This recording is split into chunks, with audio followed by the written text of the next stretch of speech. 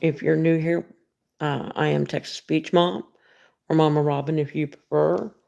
This is my Friday Night Live, and every Friday night I go live and we talk about a case that's either in the news right now or I have one that I talk about, um, and it's about the Lady Bird Lake mystery deaths. Tonight we have a video we're going to watch. It is by Ford Sanders. He is a journalist. And we'll just start it here in a second. Let's get going. If I can remember what I'm doing. Aha. Okay, so. Oops. About it's no secret at this point that many people in Austin, honestly in Texas in general, and now across the US, have come up with this theory that there's a serial killer here in Austin, Texas. In the last 2 years alone, since I've lived here in Austin and been a news reporter, there's been between 12 and 14 deaths down at Austin's Lady Bird Lake. In the last 6 months in specific, the buzz on social media has honestly been going kind of crazy, talking about a serial killer, talking about the similarities of these victims or these people that have passed away down at the lake. And many people are now convinced that there is foul play involved or that something is going on here in Austin, Texas. I want to give a little background about myself. We're only going to spend 5 or 10 minutes on this, and we only have to do it once because it's the first episode. But I want to make it very clear as to why I'm doing this podcast. I want to make it very clear as to why I feel some of my credentials line up to be able to do this type of podcast. So you heard in the intro there a little bit that I told you I'm a news reporter. I've been a news reporter for this is Ford Sanders. He's a journalist, and he's been talking about. I've always loved being a storyteller, but also bringing people answers that they need as well. And I felt like that's where journalism really melded the two of, yes, being a storyteller, but you're using facts, your findings, everything you need right in front of you to piece together a story and piece together answers for people that need them. So I went to the University of Tennessee in Knoxville, Tennessee. The real UT is what I say, but I'm going to get in trouble for that already. And when I started at UT, I hit the ground running when it came to journalism. I started out doing the Daily Beacon, which was our paper there. I was also working for the SEC Network, so I did sports journalism. I was doing what they call grip, which is literally where you hold the wire behind the camera woman or the cameraman. And so that's where I started. I quickly, worked my way up to be the replay operator or camera operator as well. But that's sort of where I got my start when it came to journalism. I was doing anything I could in college to try and get my foot in the door. With that came an internship at a CBS News affiliate in Knoxville, Tennessee called WVLT. There, like I said, I interned. I did a lot of work when it came to data collecting, helping out the reporters, helping out the anchors, whatever it may be. Well, thankfully, I kind of proved myself in that moment, and that quickly turned into a part-time job as I was in school. So when I actually started out at WVLT part-time, I was able to do not web design, but like web producing. So when it came to any of those articles you see that are posted on news stations, I was a web producer. So I was the one writing those, putting all this like copy together and doing a couple other tasks here and there. But I loved it. It really actually got my foot into the door when it came to what local news and what broadcast news was like, because I was around reporters, anchors, everybody all day. Well, moving on from that, I was working part-time there, but I actually got the opportunity to travel abroad to Prague in the Czech Republic and work with organizations like BBC, the New York Times, just so many major outlets. And that really sparked my interest of like, oh yeah. Like I want to do more. I want to take on more responsibility. And journalism is definitely, it is the career for me. Moving from that, when I got back from Prague, I went back to my job at WVLT, but I got this really awesome opportunity to join the International Radio and Television Society. So it's called IRTS. It's an extremely, extremely hard program for journalists to get into, but I was thankfully chosen around my junior year to get to be a part of this. While I was doing that, I had also set up and secured a spot already with CBS News as being one of their interns in New York City, but the pandemic hit, so of course everything was remote. But I had these two just really insanely just valuable experiences happening right next to each other while like they were coinciding. And so I just felt like, oh wow, I'm in it. Like I am now in it. Well, moving on from that, I promise I'm getting to the point, but moving on from that, when I was done interning at CBS News, I came on actually for another semester working for CBS Evening with Nora O'Donnell. So I was the only intern on that, one of the biggest evening news shows in the world. That was really, really, really cemented. I was like, all right, I'm going to go be on air. And some kids in journalism start out in New York doing like, working their way up. But I was like, I want to go ahead and hit the ground running, being on TV, being on, like, collecting the data, being a news reporter. So that's where it brought me to my first ever broadcast job, which was in the Outer Banks of North Carolina. I actually lived in the Inner Banks, and it was at WNCT News, a CBS News affiliate, there in Greenville, North Carolina. Not Greenville, South Carolina. That's a bigger city. Greenville, North Carolina was a small town in the Inner Banks, and we covered all things rural Eastern North Carolina. And, I was there for a year. They call me what you call a station hopper in news. I kind of broke some of my contracts and moved on pretty quickly. But, after about a year and a month, I got this really incredible opportunity to become a news reporter for WHAS 11 News in Louisville, Kentucky, for an ABC News affiliate. ABC has always been my dream. I just love the style of ABC News and all the work they do. So when I was finding out I was going to go work for an ABC affiliate in a city like Louisville, Kentucky, it was a no-brainer. So I'm from Nashville, Tennessee, and Louisville, Kentucky to me was kind of the perfect meld of it all, because Louisville is a big city on its own, but it's 2.5 hours from Nashville. It was super easy for me to get home if I felt like I needed to, because even though when I was in North Carolina, that was still an 11-hour drive. So it wasn't really happening for me. So being in Louisville it was just such a blessing at the right time. But Louisville is what I always say is what made me Had to just put it on break for just a minute. I'm sure he's going to wrap this up in a minute and get on with it. He's got I think there's 7 or 8 deep dive videos where he covers the Lady Bird Lake mysteries.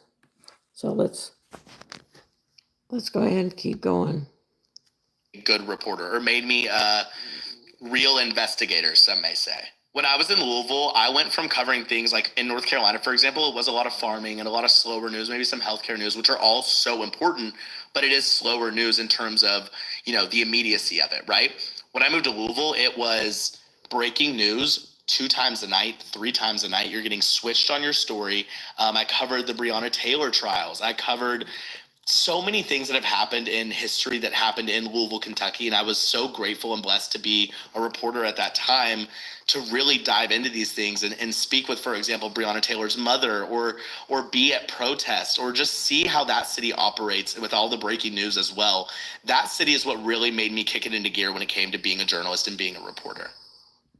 Well, shocker, you guessed it. After 9 months, I visited Austin, Texas, visiting some of my friends that live here. And when I came to visit my friends, it was, I think there's kind of like that joke about Austin is like you're sold the second you step foot in this city. I honestly was like, I can never do Texas. It's too hot. I came to Austin for that summer for about 4 days. I was ready. I was ready to move. I set up a meeting with our sister station here. That's KVUE News here in Austin, Texas. It's an ABC News affiliate. And I set up a meeting just saying, hey, I work for Tegna, was our parent company. I was like, hey, I work for a station out in Louisville. Would just love to come see my fellow coworkers down here in Austin. But I had an agenda, of course. I came down here planning for a 30-minute little meet and greet, stayed for 4.5 hours that day at the station. I just knew. I knew that was the place I wanted to be, and I knew Austin is exactly where I wanted to be, and I've never been happier. I've never looked back since I moved here. It is absolutely the perfect place for me. And I think a podcast like this is so necessary because these deaths down at Lady Bird Lake have caused a stain on our city, and it's important that we talk about the facts, and it's important that we talk about everything that's gone into the research, the investigations, or the lack thereof when it comes to closure. But anyways, last thing we're wrapping up about me, I promise we're getting off of it, but moved here to Austin, Texas, and that was my last station in news. I worked there since October of 2022, and now we're filming this in October of 2024. I was on air as a news reporter at KVUE News, the ABC affiliate in Austin, Texas, for 2 years, and that station to this day is my favorite station ever. I mean, it's makes sense because it's the station I spent the most time at. I fulfilled pretty much my whole contract. It seems like I've broken every single contract because I have, but it sort of led me, into this new path that I would be on. And for those that aren't familiar, if you're tuning in just from a podcast perspective or you haven't seen me before, I do TikTok, I do social media, I do Instagram, I do TikTok, I do different forms of social media to keep people updated on the news. Many of us don't have cable. It's just a fact at this point. So, when I started at KVUE about a couple of months after starting, I would say a year and a half ago, I got serious about posting on TikTok. It changed my life forever. We're now going on 100,000 followers, 100,000 And not that this means anything, but that's how I found him. I found him on Instagram. I kind of just stumbled onto him, and he's the person I've been trying to get a hold of to get him to talk to me. He has not responded to one email. So I figured, hell with it. I'll go find his videos. People, I like to say that's my community. 100,000 people keeping up with the news, keeping up with my silly antics as well, because I don't just post news, but being able to really start bringing the news to the people of Austin, Texas, and see how much they care. Well, then it started moving to news of just national news, international news, and showing and reminding people that news does matter. Just because we don't have cable, we still consume news every single day. Yep. So all that to say, I got to a point where TikTok started blowing up. I started getting opportunities, whether that be brand deals, whether that be collaborations, whether it just be other network opportunities, maybe with other TV stations, other major networks. And as much as I loved KView and as much as I loved my time being in local news, I would do it all over again times 1,000. I would always do it again, but it was time for me to make a choice. And that's where we've kind of been brought today. I did have to make that choice. I chose social media, and I chose, most importantly, independent journalism. I'm not leaving journalism. I'm not leaving reporting. I'm just doing it on a different platform and in a different manner. So I'm really excited now, because that brings us to that whole long intro. One time we had to do it, but I just wanted to introduce myself. But I think the most important thing I wanted to let you all know with all of that is I am proud of myself, and I'm proud of all the jobs I've held, but it also shows the credentials I have. There are a lot of people that talk about what happened at Lady Bird Lake, for example, on TikTok or on YouTube. And I've even been a part of some of those YouTube videos, and I absolutely respect the hustle and the work ethic of these TikTok journalists or social media journalists. But for me, it's deeper than that. I'm a classically trained, professionally trained journalist that has gone through multiple networks, multiple stations, and seen how this plays out. I've seen, trigger warning, I've seen bodies in front of me. I've seen some of the craziest things you could ever imagine in this line of work. And it's honestly set me up to be able to talk about something like this and really bring what's happening down at Lady Bird Lake, or what we know and what we don't know, to you, but from a factual standpoint. We're looking at facts. We're looking at feelings, though, too. I think that's why I wanted to go independent. There's so much more to that. There's family members. There's people that have theories. There's so much more that you can do in this realm of independent journalism and podcasting, and that's exactly what we're going to explore with a deeper dive with Ford Sanders. All right, so blah, blah, blah, Ford, we got it. We know who you are now. We've laid the groundwork. Let's talk about what's happening. So, like I said, we all know now I do TikTok, right? And I started doing videos just about my everyday news stories, whether I was reporting. And these are about a year old, so they're not completely up to date with the most recent ones, but I do believe, and if not in this one, eventually does get into the more recent ones, because we had some, let's see, these were October last year, I think. No, October 2023. That's what I think he said. So there had been some in 2024. There had been some just a few months ago. So we'll see if we get to a point where we, probably not, but we'll see, probably in the older ones. On a healthcare new development or breaking news, or unfortunately a body being found at Lady Bird Lake. That was something that I reported on, and I say that to say, when I started doing this about 2 years ago, doing TikTok full time or taking it seriously, I remember some of my videos that were blowing up were what was happening down at Lady Bird Lake. And I'll tell you why. It's because the frequency of which it was happening was a little uncanny. It was a little insane. It is insane. Let's just keep it real. To see, for example, in December of 2022, 3 people die back to back within a matter of 20 or so days. That, to me, coming in as a newer reporter in the city, I was an established reporter, but new to the city. It was shocking. It was shocking to look at 3 different people being pulled from that lake in December of 2022 and thinking, how is there no foul play? It was back to back to back, no foul play. But I want to talk about that, and that's something you need to remember. We're going to get into who these people are, and we're going to remember their names. I think it's really easy when we talk about true crime or true crime is a very popular category, and it's something that a lot of people love, and it's entertainment, but it's also people's real lives. And I think that's something we really need to remember and put forth in this conversation. So I want to talk about the layout of this podcast. So this episode is obviously an intro episode. We're talking about everything happening down at Lady Bird Lake, but we're going to get into each case. It's okay for you to feel frustrated throughout some of these episodes. You may look at me and you may be watching this saying, well, he's telling us a whole lot of nothing on some of these cases. And that's because, transparently, there is a whole lot of nothing on almost half of these cases, which is so disappointing. It's so eerie as well, because some cases have a lot more development. Some cases have toxicology reports, full on medical examinations, so much that goes into them, and family members that have spoken out. But some of these cases are just cut and dry. A death happened, case closed, no foul play. So I want to remind you that it's okay to feel frustration. I felt frustration every single time I showed up to one of these scenes, and within an hour or so, I was being told no foul play involved. And I'm just like, how? How do we know so quickly? But I want to put that out there, that it's okay to feel that sense of, all right, well, are we safe? Or are you even telling us anything? That is okay, and I want to make that clear. So we're going to go into sort of how this podcast is going to be laid out, the lay of the land, and everything that's been happening. So as I mentioned, I moved to Austin, Texas in October of 2022 to become a news reporter for KVUE News.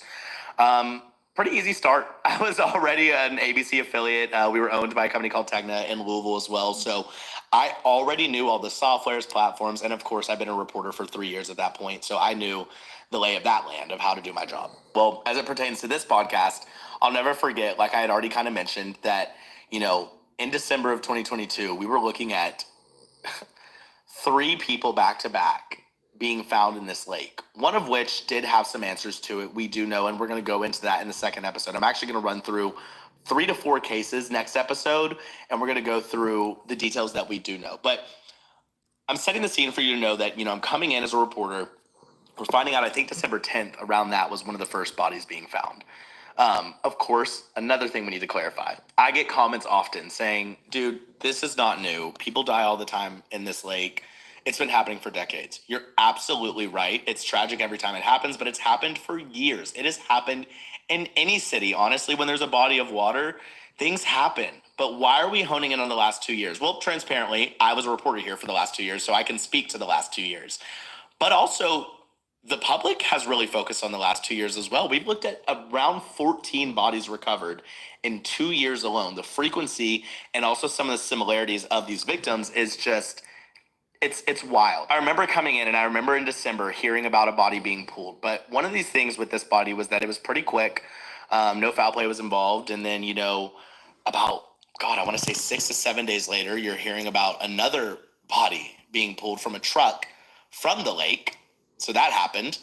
That one had a little bit more details. We found out sort of in the beginning of the next year, the investigations did decide that one was a homicide. They had people charged.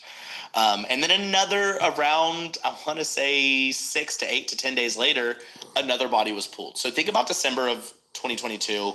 You're right there at the holiday time.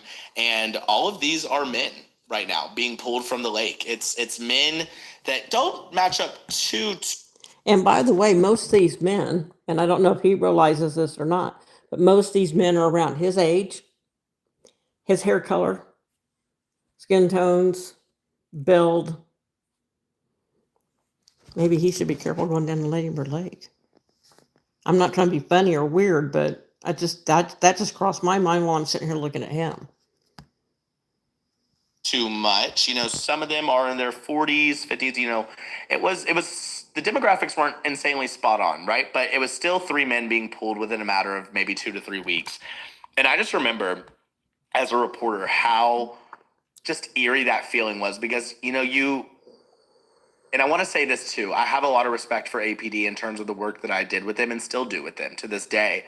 But I'm not a trained police officer. I'm a trained journalist. And so sometimes it is a little iffy when you walk up and someone's just telling you right away that this was no foul play and to move on, essentially. And so, to me, to see 3 back-to-back like that was like, okay, this is not, how is this a coincidence? What do we do about this? But, it really got me thinking. I remember one of the big things I did when I started here was I went down to show people on that lake how dark it really gets, how dangerous that trail really can be right here next to Rainy Street, next to Lady Bird Lake. That was one of the TikToks I made that first started me off, I think, in this city. It got about, I'm making this up, but I know some of the 300, 400,000 views. shared thousands of times. And I went down there and I did an experiment. I went down to Lady Bird Lake with my photographer, and it was for a news story we were doing that night. And I wanted to really show people how dark and how dangerous it can be by this lake by yourself the second the sun goes down. So I did it when it was fully sunny. So I snapped my fingers again when it was about dusk. The sun was setting. I snapped them one more time and it was completely pitch black. Just to show you, I didn't move spots. I had marked my spot every single time I went back to the same exact spot. And just in 30 minutes from sun completely being out to complete darkness, it was like I was in a brand new world. You couldn't even see me anymore. And that was the whole point of that demonstration, was to show, whatever may be happening down here, it's not helping. That there's not a lot of markings on this trail. There's not a lot of lights on this trail, not a lot of cameras, and transparently, there wasn't a lot of patrol at that time on those trails. So I remember that kind of being the kickoff to me when it came to this whole series regarding Lady Bird Lake or what's happening down at Lady Bird Lake. I remember just thinking first and foremost, well, what's it actually like down there when it does get dark? Because some of these cases were at 3 a.m. A lot can go wrong at that point when you're looking at how dark it is out there, how unmarked things can be, and if you're alone, there's a lot of things happening down at that lake late at night. Let's talk about it. There are homeless people, unhoused individuals, however you like to say that. There are homeless people down there that don't have the proper shelter. They're there staying the night. There's been multiple mental health calls down to that lake. Down in that area in general. You're right next to downtown. I of a hope major you are city. having a Austin great day is the and a 10th great biggest evening. city in the United States of America. This is no small town we're talking about. So when you think about the proximity of a trail like that in a major city next to a major body of water, and now you've got all these bodies popping up, in my opinion, it was a recipe for disaster. And that's where I wanted to start with this and look at it and be like, look, you guys need to see visually that this lake within a matter of 20, 30, 40 minutes goes from being a completely ran on trail. People are running, people are biking. 40 minutes later, it's pitch black. You can't see almost 5 feet in front of you. So that was my big point when it came to starting this whole thing and becoming a reporter in this city. That really was some of my introduction, was everything happening down at Lady Bird Lake. So I want to talk a little bit more. We're going to move into the next podcast episode. I can say this now in real time because I know I'm dropping both of these on the same day. You're going to get episode 1, but obviously this was an introduction, sort of more of like the lay of the land and what's happening, but we're going to go right into episode 2. I'm dropping both at the same time. In episode 2, we're going to get into the first 3 to 4 cases that have happened down in the last 2 years, starting from December of 2022. Here in Austin, Texas at Lady Bird Lake. We're going to look at these cases, and some episodes, I want to make this clear when it comes to this podcast, some episodes will be completely dedicated to a victim. There may be a victim that gets an entire episode that spills into maybe even a second. Some episodes, like the next one you're about to listen to, may go over 3 or 4 victims in one episode. And I want to make this very clear. It doesn't make it any less traumatic, any less severity, just because an episode may be dedicated to some more than others. Let me tell you why I'm doing that. It's what I said earlier in this podcast. You may get frustrated because there may not be answers about a lot of things. And so if you hear me talking 3 or 4 victims at one time, that's transparently because APD has closed those investigations, or APD has found that, there wasn't enough evidence when it came to foul play or anything like that. And so, like I said, I am going to use the facts that I know from my own reporting, but also that APD has told us. APD has given out reports, and when it comes to some of these cases, they say no foul play, and right off the bat, if that's where they're looping it at, some investigations don't get followed through, and there's not much closure on some of these cases. So when there's not enough information, there's going to be some grouping of victims and grouping of times. But the one thing about the next episode is, like I said, 3 of these happened within days of each other, within weeks of each other in December of 2022. So it's really important that we talk about those together, because I know that was kind of a kickoff to some people. But there are going to be victims like Jason John or Jonathan Honey that have complete toxicology reports that I was on the scene for multiple times, that I spoke for, or spoke with family members, friends, roommates, girlfriends had reached out to me. So much with some of these cases that we really need to deeper dive into some of these. But I can tell you now, you're going to get 2 episodes right away. This was the introduction episode, sort of a little bit about me, sort of my experience so far with Lady Bird Lake reporting and covering. Also, we've got some guests lined up. We have family members of victims over the years, not even just in the last 2 years, but victims back in 2018, back in 2019, family members that are ready to come and talk and really ready to share their story and also some lack thereof a story. Sometimes there literally is no closure, and I want this podcast to be a place for family members and friends and whoever it may be to have an open platform to talk about what they think is happening, the facts that they know, the communication they've had with law enforcement, but also these families understandably have theories. These families understandably have gone through things that no other people have gone through, or a small amount of people have gone through. And I want this to be a spot for them to open up and to really let them take the reins on those types of episodes. Also, I will be working, as always. I've submitted a massive public information request to the Austin Police Department. I have confirmed all of the things I need when I was a news reporter, but I've reconfirmed everything now as an independent journalist. So I want you to know I'm doing the legwork. I'm doing the work to make sure that we have all of the facts in front of us, as many of the reports as I can get my hands on, toxicology, medical examiner reports. I'm going to have it in front of me, and I'm going to make a really conscious effort, like I said, to make this an open platform for, yes, what might be happening and what people may think, but also the facts. We need to know all the facts that are happening when it comes to deaths happening down at Lady Bird Lake. So with that said, I'm hoping to get maybe someone from APD on this podcast, maybe a medical examiner, maybe the medical examiner, if not at least an adjacent city or county, someone with this expertise, that is, being a medical examiner, and kind of talking about how these reports are made, and sort of going over the reports with them. So there's a lot to be done. Already confirmed some guests, hoping that the rollout of some of these episodes will prove to some people and maybe some agencies that this is a place where they can come on and I'll listen.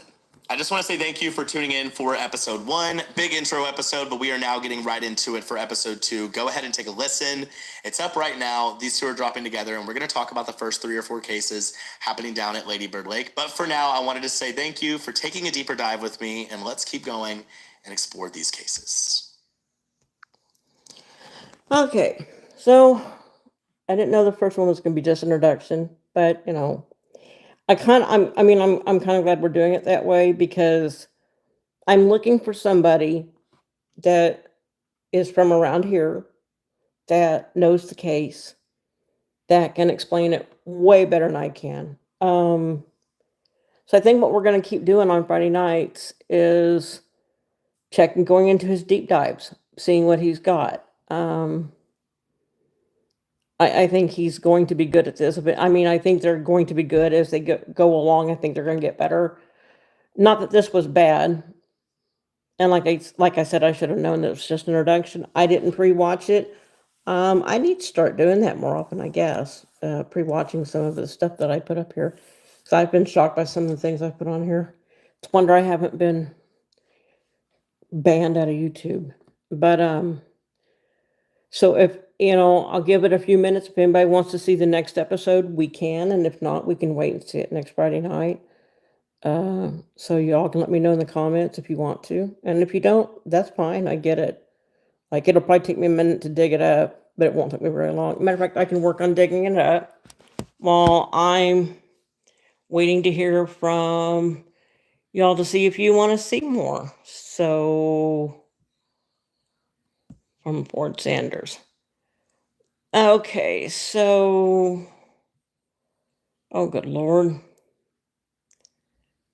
Sure, if you want to. Let me see what all he's got. Jonathan Martin. Oh, there's a Martin Contreras. We've talked about him before. I don't really want to jump around. I kind of want to try to. Well, thank you. This case is interesting to me. 1, because I live in Texas. 2, because I've got a kid that lives in that area. 3, because there is a mystery to it. We do have all these people dying. We have like all these people dying. Lots of people have died. I think the total right now, and if I'm wrong, because it hasn't changed since the last time I mentioned it, but I think we were at 18. And not all of them are connected, but I think most of them are. So let me see what I can find. What would be the second episode? Because they're not. Well, wait a minute. Maybe. That's a small brand. I'm old. Is that episode 2, 3, 4 months ago, 3 months ago, 2 months ago? Let me see. This looks like it might be the next one. Let me see before I get going here. Welcome back to the Deeper Dive podcast. I'm your host, Ford Sanders. I hope this is I want to the give right a quick one. reminder that, of course, yes, I come from a news anchor, news reporter background. I'm traditionally, classically, professionally trained journalist. You can tell by my appearance, I've got a nose piercing, I've got a mullet, I've got a nice little outfit on. This is supposed to be easily digestible. I love the news. I'm always going to be a nerd when it comes to the news, but many people, it's hard for them to digest. It's too serious. It's too uptight sometimes. And I want you to know that we're chilling. Like, this is like your bestie delivering you the facts. I mean, it's almost like you're gossiping with your friend, but you know, this is sensitive information we're talking about. And thankfully, your bestie, your friend, comes from a news reporter background with the actual facts and reports and everything you need to know to make sure that you're well informed about this. So I want to make that very clear off the jump. You know, if you need to grab a glass of wine, spark up what you need to spark up, relax. Like, we're going to talk about this and we're going to really walk through it all. But I wanted to make that very clear that this is not meant to be uptight or tense, but we are talking about sensitive information, and it's important that we are sensitive to that. So with all that said, I do want to jump in to this episode. Today, we're going to talk about 3 or 4 different cases that happened down at Lady Bird Lake. We're talking about deaths of 3 or 4 different men down at the lake in 2022. Now, like I mentioned in the last episode, I became a reporter in Austin, Texas in October of 2022, and 3 of these take place quite literally in December, within weeks of each other. So before we get into this, I also want to mention that this episode, like I mentioned in the last episode, is going to discuss multiple victims because there's not a lot of information when it comes to these victims of these 3 or 4 cases, right? The goal of this podcast is to hopefully have a wider reach, hopefully make it to family members to feel more comfortable. I can understand, and I understood it always when I was a news reporter, how hard it is to have a stranger with a camera and a microphone run up to you at breaking news when you're trying to digest what just happened to your family member and ask you for an interview. I can understand how incredibly inappropriate and just intense that is. And I want to make it clear that hopefully this podcast becomes a space that reaches a wider audience and is shared to maybe some of these family members or some of these friends of these victims. And maybe this is the time that they want to come and speak, or maybe this is the time that they want to give more information about who these people really were.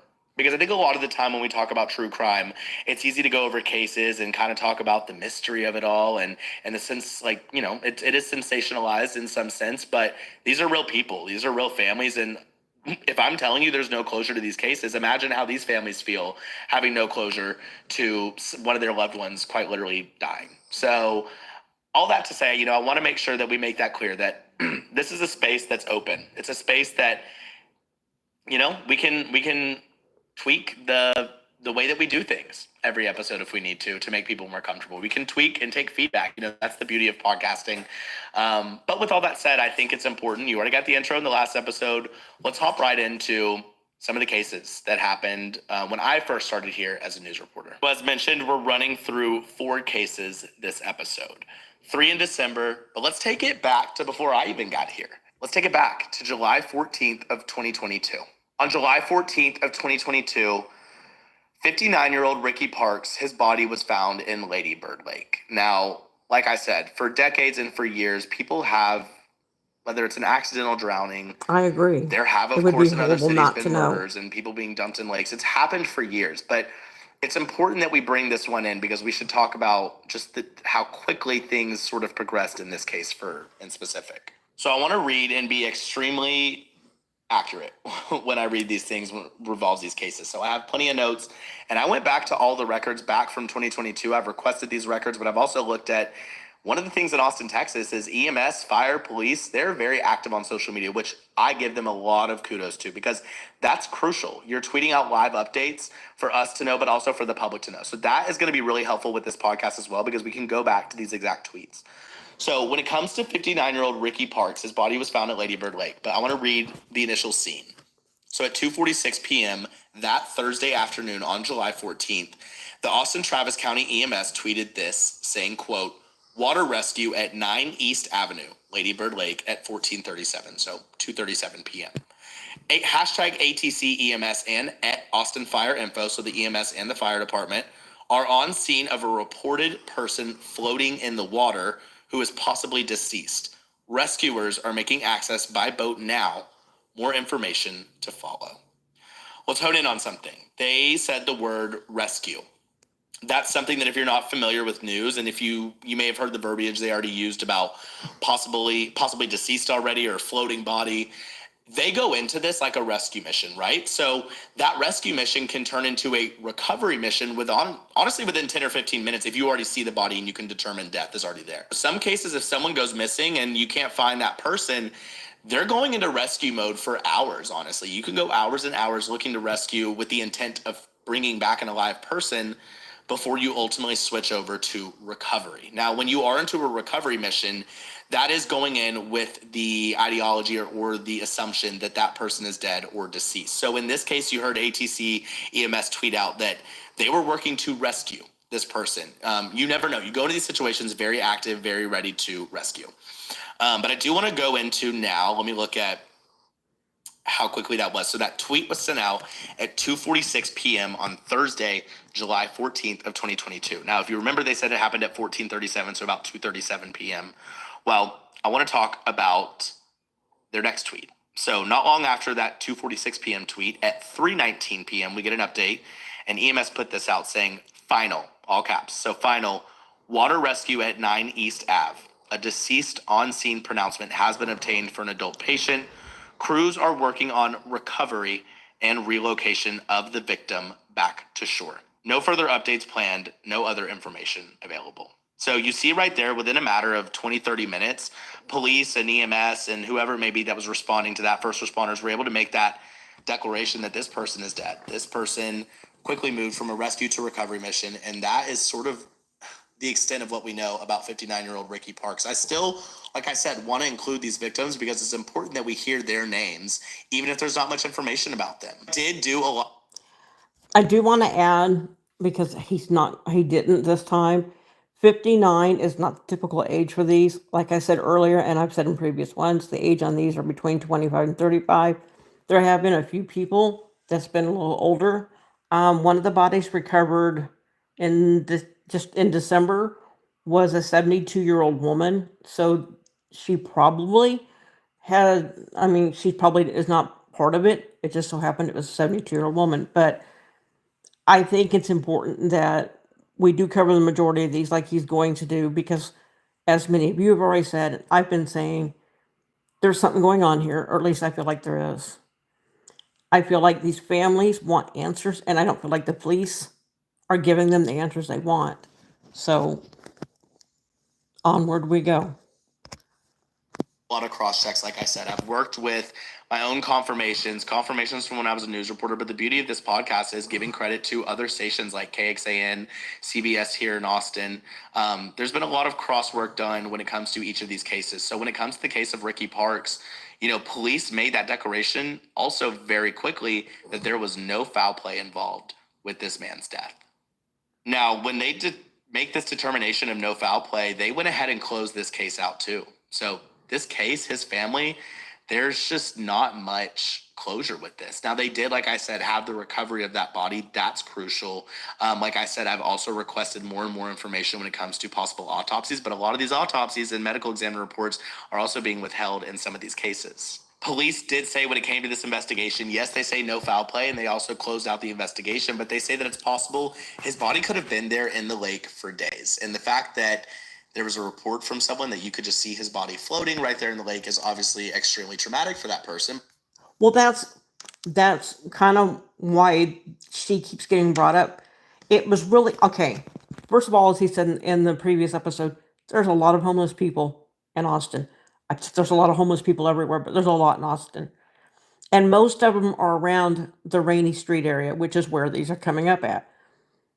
Some of the theories on the 72-year-old woman is that she was homeless, might have been looking for shelter. I don't know, but the thing that's weird about that is, how did she end up at Lady Bird Lake?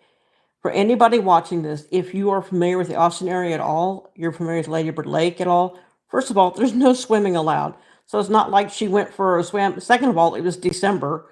So even with it being possibly in the 60s, the water would have been too cold. It was at night. Well, they think she died at like later that night because she was found early in the morning.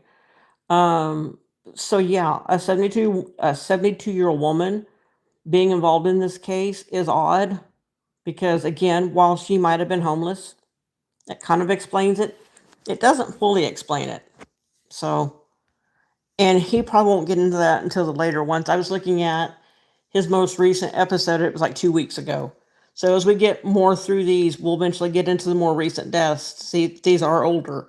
But yeah, it was a 72-year-old woman. I had been told African American, I'd been told Hispanic, and final story I got on her was that she was, I think, Korean. Nonetheless, it was a 72-year-old woman that was found dead in Lady Bird Lake. She probably was homeless, I don't know. That in itself is incredibly sad, but how did she end up at the lake? I mean, there's just not a lot of reason for her to be at Lady Bird Lake in December. But also extremely scary to know that this person could have been here for days and we don't have an answer as to what even happened to them or how they ended up in that lake in the first place. I wanted to bring that one in to kind of set the scene of sort of those first cases we're looking at in the last 2 or so years that have no foul play involved, right? Well, let's go ahead and move That's into what I was Christopher saying. I just don't Gutierrez see her going and there. Kyle Thornton. Those are going to be our next two people we talk about in this episode.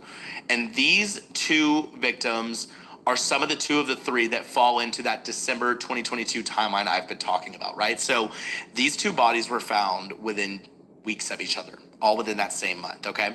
Gutierrez's body was found on December 10th of 2022, and Thornton's body was found on December 28th of 2022. In both of these deaths, just like Mr. Parks, no foul play was reported Bullshit. in these deaths either, okay?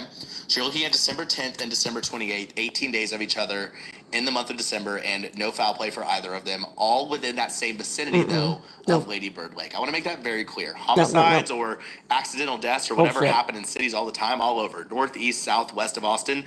But we're talking about the frequency at Lady Bird Lake, right there in that same general vicinity, okay? Yeah, and just with you talking, these are taking place in December. Who is down at Lady Bird Lake in fucking December? Again, I can't stress enough. Yeah, I know the weather's warm here in Texas, even in the wintertime. Typical December temperatures are going to be about 50s and 60s. The water's going to be so cold at that time of year. Why would anybody be down there? Most of these I've noticed now that I'm thinking about are like November, December. Very few of them are warmer months, most of them are colder months. So why are these people down at Lady Bird Lake in the middle of the night by themselves in the colder months? It just doesn't make sense. When it comes to Kyle Thornton and Christopher Gutierrez, again, not much information. You know, it's the similar thing with Mr. Parks that foul play was involved, investigations were closed out, bodies were found, but they say no foul play.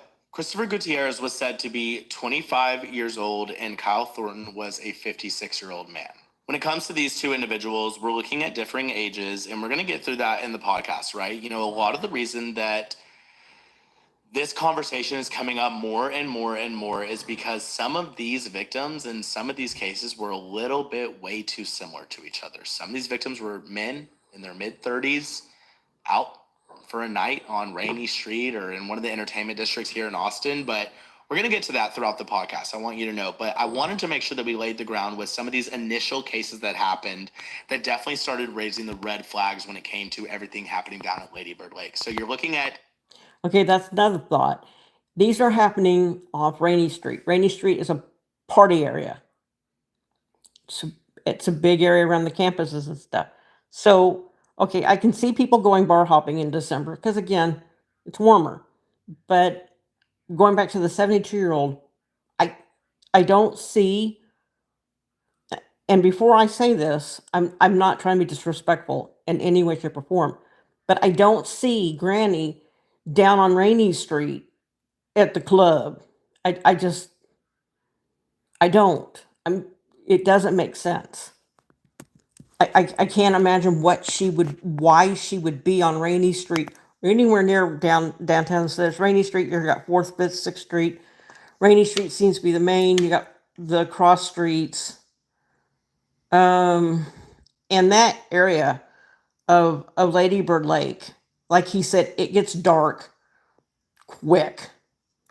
During the day, people go jogging, walk, eat lunch over there, blah, blah, blah. At night, if you get closer up to Rainy Street, you see the partiers, you see the bars, you've got the food trucks. So these people would have to be, a lot of them would have to have been, if let's say they're drowning, let's say they're accidentally drowning, they would have to be staggering off Rainy Street down, which is about 2 or 3 blocks from one of the trails. They'd have to stagger down the trail through the brush into the lake and then fall in. I don't buy it. I'm just not buying it. My common sense says no. Mr. Parks, you're looking at 25-year-old Gutierrez and 56-year-old Kyle Thornton.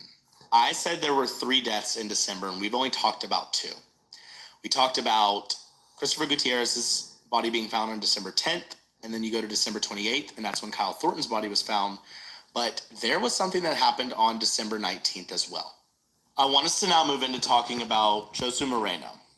Mr. Moreno is a 45-year-old male who was found dead in Lady Bird Lake on December 19th, the early morning of December 19th. I think it was around 3 a.m. or something. In his truck. His truck was in Lady Bird Lake. It had gone off the bridge, gone off the guardrails, and he had a gunshot wound to his head. I want to talk about the people, the victims, and the suspects in this case. Now, in this case, there actually is a lot more information, and arrests, charges were made, lots of things that are much different than the last 3 we just talked about. Like I said, we don't have much information on Mr. Parks, Gutierrez, or Mr. Thornton, but when it comes to Josu Moreno's case, we actually do have a good bit of information on that one. I've actually pulled the records, and I've cross-checked with plenty of news organizations as well. So I want to get it right. When we're looking at this, the suspect in this and the person that was arrested in the death of Mr. Moreno, that 45-year-old, was 18-year-old Joel Santiago Gonzalez Peron, okay? So we'll say Gonzalez Peron to keep it short. APD actually they went ahead in 2022. They made that arrest, that charge. I believe this came out sometime in February when sort of the charges were really brought down and more information was given out. But Gonzalez Peron had thought that somebody else was in the truck that Mr. Moreno was driving. And I'm going to get into the details of this story, but I want to lay it out for you right away. I don't want to just build things up. You need to know that he thought somebody else was in that truck. He shot in that truck, and Mr. Moreno's car went off the guardrail, off the bridge, directly into Lady Bird Lake, and that's where his dead body was recovered. He had a gunshot wound to the head, and obviously he was completely submerged in his truck. Let's talk about how we even got here with how something like that could even happen. Well, Gonzalez Peron had told police that in the early morning hours of December 19th, I mean, I'm telling you, we're talking 2, 3 in the morning, he and his group were meeting up with another group to confront them over some altercation they had been having. It was time for them, allegedly, that's what they say, that they were going to confront these people at a park, okay? So you've got these 2 different groups showing up. Well, obviously, if you're showing up to confront somebody, you've got multiple people with you. We now know there were gunshot wounds. It's not going to be a good situation at all. You're not going to just talk, chat it out, whatever that may be. This was going to end with something extremely fatal, something deadly, some type of altercation was bound to occur. Police say, from records I've pulled, from arrest records, things like that, it was said in affidavits that Gonzalez Peron basically admitted to shooting at a man that was running away. So essentially things escalated pretty quickly between the 2 groups. I think we could all see that coming, right? But at this point, things were escalating. People started to run off and disperse. So there was a man running away from Gonzalez Peron and his friend. There was a man running away towards 3 different vehicles, right? Well, they started shooting at this person, okay? They started shooting at this person, going towards the vehicles. It was never disclosed if that person was Mr. Moreno, because I know Mr. Moreno was shot and his car had gone off the rails. So it would be the assumption that he was able to get into a car and drive, or maybe he wasn't involved at all.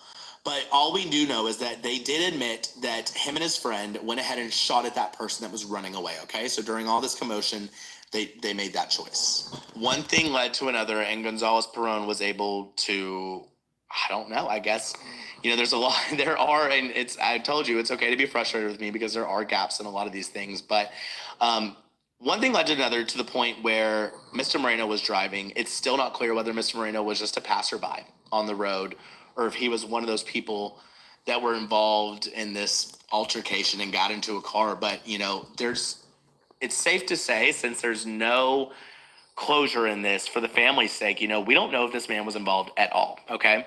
Well, Gonzalez Perón was said to, I guess, chase after this truck. He's seeing this truck and thinking that it's somebody else in this car. And that's why I hold Mr. Moreno's innocence to this whole altercation at the top in general, because it was admitted later on that he was not meant to be the target of this shooting, okay? So Gonzalez Perón is said to then follow this truck. And that's where we come to with a gunshot to the head. So shots were fired. This truck then veers off through that guardrail off the bridge. Mm-hmm. This was at the 1100 block of West Riverside Drive. That's super close to Auditorium Shores, Vic Mathias Shores, whatever you want to call it. There's also the North Lamar Bridge right there. And the term bridge was used multiple times in this. So I assume that his truck had gone off of that. And possibly gone into the water, and it floated down a little to that 1100 block. But essentially, it was right near the shores there at Lady Bird Lake. So whatever it meant, a guardrail was gone through, that truck went through, and Mr. Moreno did die from a gunshot wound to the head. Now, with this case, that's a lot of the details we know. Mr. Moreno, 45-year-old, Gonzalez Perón's an 18-year-old. This is an extremely weird matchup for a case, right? And it was obviously, like I've said multiple times in this episode alone, that it was revealed through affidavits and through interrogation, that may be, that Gonzalez Perón basically said that this was not his target. He was shooting at someone in that truck, but obviously it did not seem like it was intended to be for Mr. Moreno. In this case, of the four we've talked about in this episode, this case has more closure than others. We know a homicide was committed. We know charges have been brought down. And we actually have a little bit more details when it comes to how this body was even found. But I want to remind you, we just went through 3 other cases that have no closure, no foul play involved. Still don't have the records in front of me in terms of like toxicology reports or anything like that. There's not a lot when it comes to those other 3. And I'm talking about Mr. Parks, Mr. Gutierrez, and Mr. Thornton.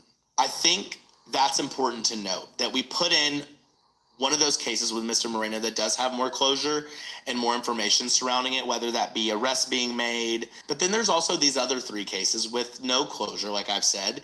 And that's what started to spark a lot of conversation in Austin, Texas. So, that's what, for some people that may be avid news watchers, for example, that's where it really hit that community first, okay? Because like I told you, I started to report on these things and on my TikTok, but it really wasn't until February when I started doing that of 2023.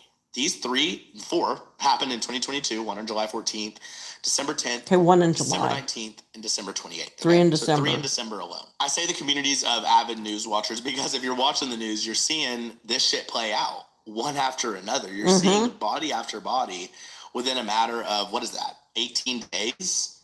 That's insane. So it's obviously starting to raise concerns and questions within the community of news watchers or just people that have gotten their kind of word of mouth about this because, like I said, deaths can happen anywhere in a city. We know this. It happens all the time. I told you I worked in Louisville, Kentucky, and it was an extremely common occurrence. But we didn't have anything like this in terms of things being done in the same exact spot. Now, I want to be clear. When I say same exact spot, I'm talking about Lady Bird Lake in general. Some closer to the Congress Bridge, some closer to the Longhorn Dam, some closer to Rainy Street. But that's not a big stretch. This is all happening right here in the lake next to downtown Austin, Texas. So for me to see all this happen, red flags were obviously raised after the first 1 or 2 that I had covered. But when you're looking at 3 or 4, that's when things started to become really real of, okay, these people are said to have no foul play. I guess it's that there's no apparent trauma to their bodies, but they're in the lake. They're in similar parts of the lake, some of them similar parts at night, some of them similar in age. I know Christopher Gutierrez was around 25, but Mr. Parks and Mr. Thornton were in their 50s. Mr. Moreno was 45. So that's already weird on its own, okay? It wasn't until Jason John's case that I think the conversation really got sparked. 30-year-old Jason John was found in Lady Bird Lake, not far from Rainy Street, in February of 2023. February, another cold month. This was the case that I had told you about, whether it was this episode or the last episode, where I talked about how I went down to the lake with my photographer for a piece we were doing, and I showed with snaps in the same spot how dark it gets within 30-40 minutes, because this is the spot on the trail where we're going to start seeing more victims pop up. We're going to start seeing victims be their bodies found just right off this trail, or seemingly with other camera footage from bars at Rainy Street. And this was the path that was traveled by some victims that also matched similar descriptions of each other. February 20th of 2023, 30-year-old Jason John is discovered. This, like I said, was the case where I started to make my first TikToks about this. It started to really become the buzz, in my opinion. I'm not also taking responsibility that my social media was the reason that people in Austin, Texas have started to talk. There's many people on social media that are talking. There's an entire Facebook group with, I think, 100,000 people dedicated to thinking that there might be a serial killer. And that's fair. That's fair that there are people with a lot of questions about this, right? But I do think Jason John's case was one of those first ones, because I believe it was his roommate I spoke with. I know family members, and there were toxicology reports. There was a lot more information with this case that needs its own episode, right? So that's what we're going to talk about next episode on the Deeper Dive with Ford Sanders. Jason John's case really set it off when it came to questions being asked to APD. How are we ruling no foul play or accidental drowning so quickly in so many of these cases? So thank you for tuning in. I know this episode could be frustrating to many of you, considering only one of these cases had a lot of detail into it, but it's important we map out that's where we're at as a city, and that's where we're at with this mystery. 3 of these cases I just told you about don't have much closure at all. And it's fucked up. It is. And I want to make it clear that we're going to go through each of these cases, and that's why next week we're going to dedicate it to Jason John's case, okay? So Jason John's case, we're going to look through. I was on the scene for this the night it happened, or when his body was discovered, right? Recovered. I was on the scene for this. I spoke with people that were close to him. I have medical examiner reports in front of me, and I want to really break down all of it. And we're going to talk about it. And we're going to talk about how this was said to be an accidental drowning, but all the facts that go into this case in specific, right? So with that being said, stay with me, because next week we're going to take a deeper dive. All righty. We got to see my living Live room. from Radio All right. City Music Hall, it's the SNL 50 Homecoming Concert featuring. There we go. All right. Well, I think that's the only ones we're going to do tonight.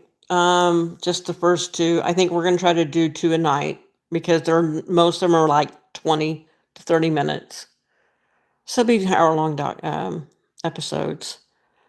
But yeah, I've said it in almost every time I've talked about this. I don't buy that these are accidents. I'm not the only person that feels this way, obviously. Like, there is an entire Facebook group for this. One of the nicknames for all this going on is the Rainy Street Ripper, which I don't think that's an appropriate nickname, because it reminds me of Jack the Ripper. And these people aren't being killed in that manner, or supposedly not being killed at all. They're drowning. But I think we're going to wrap it up for tonight. I think that's only 2. We're going to try to do 2 episodes at a time. And then I have some other stuff we're going to start looking at too, because we're going to go into the smiley face killer theory. But anyway, I want to appreciate everybody that come by tonight. People that commented and participated. It makes my day. So I want to thank everybody that stepped in. I want to wish everybody a happy birthday or a happy anniversary. I want y'all to make good choices and look out for each other. Be good to each other. Life gets rough. So be sure to like, share, comment, subscribe. All the fun stuff. All right? Y'all have a beautiful and blessed night. I will see you all next Friday night.